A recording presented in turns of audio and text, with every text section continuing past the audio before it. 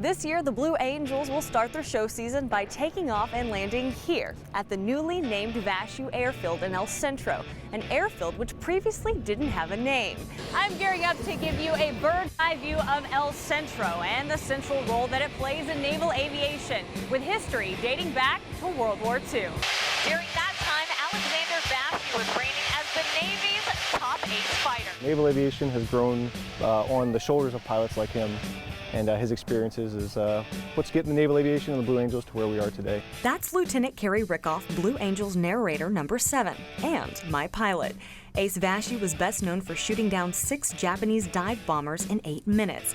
He also survived 2 of his aircraft carriers being torpedoed and was forced to parachute to safety twice when he had to ditch his Grumman F-6F Hellcat. Getting out of 2 different Grumman aircraft and still going back up in the air, that's an impressive human being. We're 45 degrees nose high. There's 60. There's the sun. There's 90. We are straight up right now. Straight up. In 1946, the Blue Angels formed as a way to boost morale and raise the public interest in naval aviation, a tradition that continues today. 1946, the same year this air facility was taken over by the Navy. Vashu trained in El Centro in the 50s, after the war winning the Fleet Air Gunnery Unit annual weapons meet with the highest aerial marksman score ever as a commanding officer. I feel the need. Oh boy. Come out here for a few reasons. The weather out here is ideal for us training. Each of the demonstration pilots require 120 training flights before our public demonstration. And then additionally the airspace, we're kind of out of everyone's way. We can do our training and get the work done that we need. This F-18 Hornet tops out at about 1,200 miles per hour. That's 3 times the speed of the F-6F Hellcat that Vashu often flew. The Hellcat, well, it raced some you-know-what, and it was the initial aircraft that the Blue Angels used in their flights. I think he'd be very excited. Going back to the F-6F Hellcat, that was our very first aircraft. Blue Angels flew F-6F Hellcats for the first couple months when the team was developed back in 1946. And I think he'd be ecstatic to see his plane flying over his field 73 years later. I weigh about 150 pounds, we'll say, so every G this Hornet pulls adds 150 pounds of pressure. At 7 Gs, I feel the added pressure equal to a grand piano, which can result in this. Yeah, that's 7.6 Gs. I definitely passed out. Yeah, it's okay.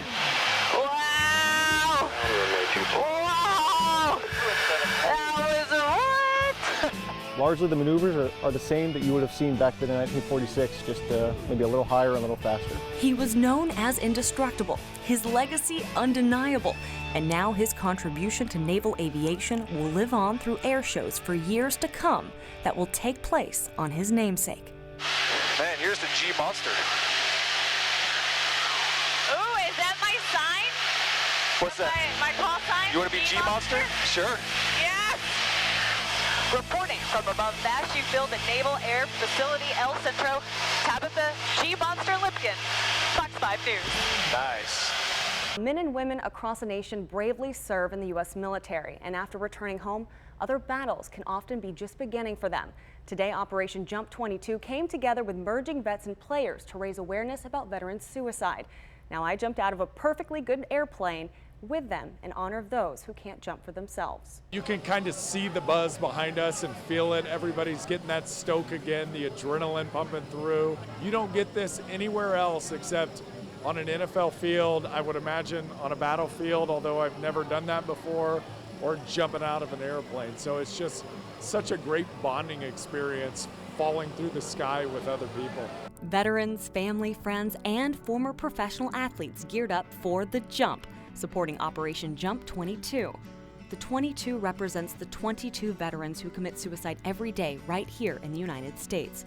Former San Diego Charger Nick Hardwick joins former MMA fighter and U.S. Army veteran Randy Couture, bringing athletes together with veterans through merging vets and players. As Couture explains, vets and players share the difficulties transitioning back to normalcy. Obviously, there's a mutual respect between the two communities. The vets and the players both have respect for each other, like changing that narrative, giving them a place where they feel safe and comfortable again, getting them working out again, All those things have been very, very powerful at the grassroots level at saving some of these guys' lives. Transitioning out of the National Football League, I had some really dark times myself, and you will find yourself going through lulls and then continue to push, continue to work on yourself with your family, your support group. There is real happiness on the other side. I'm ready to go for a good cause. The topic is serious, but the day filled with positivity, excitement, and a message of support, jumping one by one. Each skydiver jumping with a person or group of people in mind. Cut that 22 a day, let's bring it down to 0. You are not alone.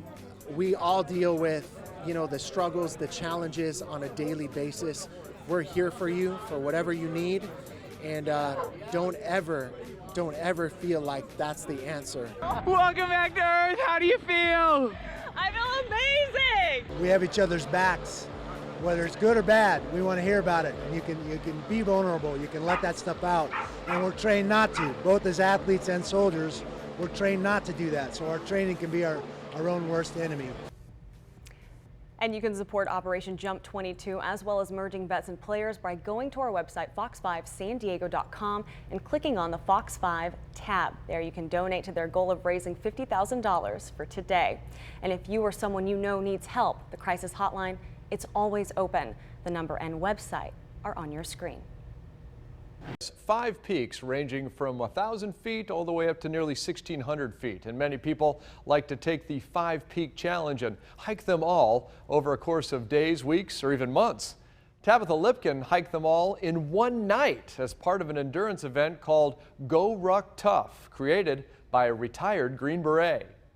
I'm at Mission Trails in Santee, where I'm about to do my first ever GORUCK Tough event. Now what that means is I have 12 hours ahead of me. It is 9 o'clock at night. I am not going to finish until 9 a.m. I will be doing 5 peaks, and I will also be traveling about 20 miles. Now I can't do any of that without my backpack. Now this isn't just any backpack, this is my GORUCK sack, and in it I have everything I'm going to need for my journey. I've got water, I've got a Red Bull because it is 12 hours, I've got some of my favorite snacks, I've got extra batteries, I've got the GoPro that I'm going to be filming everything on this entire time, and because it's a GORUCK Tough event, I have this 20-pound weight I'll be carrying the entire time. All right, this is it. Here we go. Rucking is basically hiking with added weight to a pack on your back, used in Special Forces training. GORUCK aims to give anyone the opportunity to experience rucking, from a light challenge that lasts about 5 hours to special events that can last for days. This tough event, as it's called, is led by retired Special Forces Captain, now cadre, Kevin Edgerton, who spent 26 years in the U.S. Army. So I have a lot of fun. I go around, all over the country, and interacting with Americans that come together is pretty amazing. You know what I mean? You don't have to do this, right?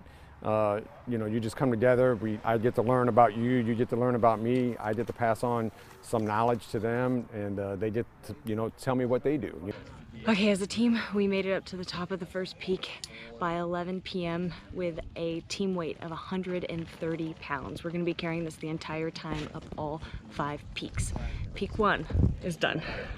The determination is everything is mental. Anything that we did in special operations, it's 95% is if it's mental.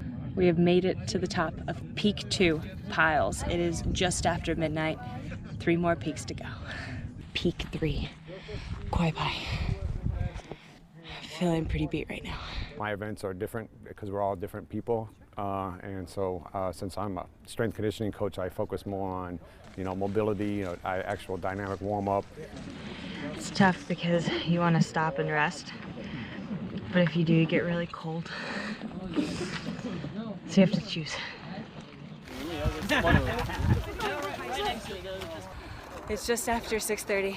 We've made it to the 4th peak, North Fortuna. It is so pretty. Oh my goodness. But it is exhausting. I've got 2 hours. This is it. I'm Gummy Bears. This is Fortuna South, just after 7:30. We've made it to the 5th and final peak, and now it's all downhill. Oh, the last mile is definitely the hardest. In the end, it was all worth it. In an event where you're only as strong as your weakest, it takes great strength to succeed. Tabitha Lipkin, Fox 5 Sports!